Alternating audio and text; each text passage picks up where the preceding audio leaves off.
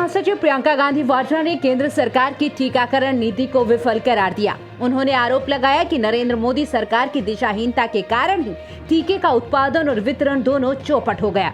प्रियंका ने सरकार से प्रश्न पूछने की अपनी श्रृंखला जिम्मेदार कौन के तहत किए गए फेसबुक पोस्ट में ये दावा भी किया कि केंद्र सरकार की नीति के चलते इस वक्त देश में टीके के लिए अलग अलग दाम हैं और इंटरनेट और दस्तावेजों से वंचित लोगों को टीका लगाने की कोई व्यवस्था नहीं की गई है।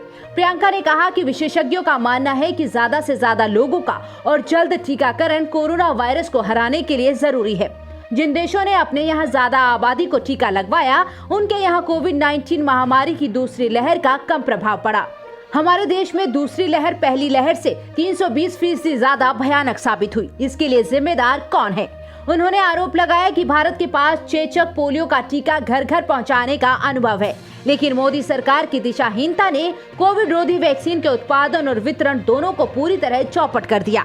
कांग्रेस महासचिव ने कहा, 15 अगस्त 2020 के भाषण में प्रधानमंत्री मोदी ने देश के हर नागरिक का टीकाकरण करने की जिम्मेदारी लेते हुए कहा था कि पूरा खाका तैयार है।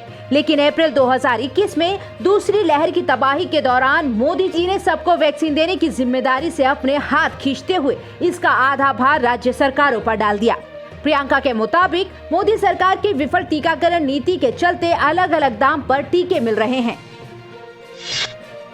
पश्चिम बंगाल की मुख्यमंत्री ममता बनर्जी के प्रधानमंत्री मोदी के साथ हुई बैठक में शामिल न होने के विवाद से राज्य और केंद्र सरकार के बीच की दूरी और बढ़ गई है। वहीं बंगाल के राज्यपाल जगदीप धनखड़ ने ममता बनर्जी पर झूठ बोलने का आरोप लगाया है और कहा है कि वो पहले ही बैठक में न आने का संकेत दे चुकी थी।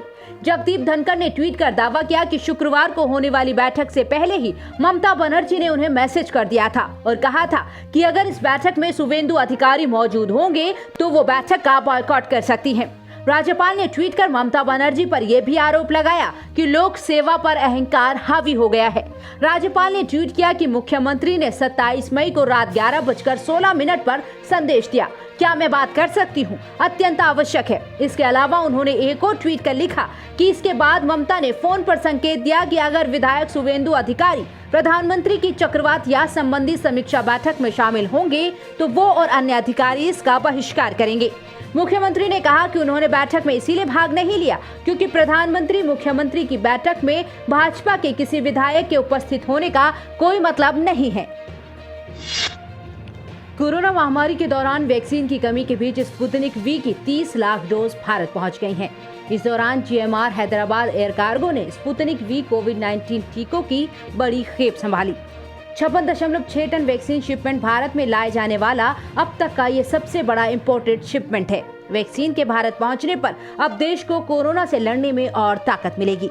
GMR हैदराबाद एयर कार्गो ने आज रूसी स्पुतनिक वी वैक्सीन का एक बड़ा आयात शिपमेंट प्राप्त किया, जो विशेष रूप से चार्टर्ड मालवाहक RU9450 के जरिए पहुंचा। GHAC ने इससे पहले भी वैक्सीन के कई आयात शिपमेंट को संभाला है। आज की 56.6 टन वैक्सीन का शिपमेंट भारत में अब तक का सबसे बड़ा आयात शिपमेंट है। ये शिपमेंट 90 मिनट से भी कम समय में भेज दिया गया था।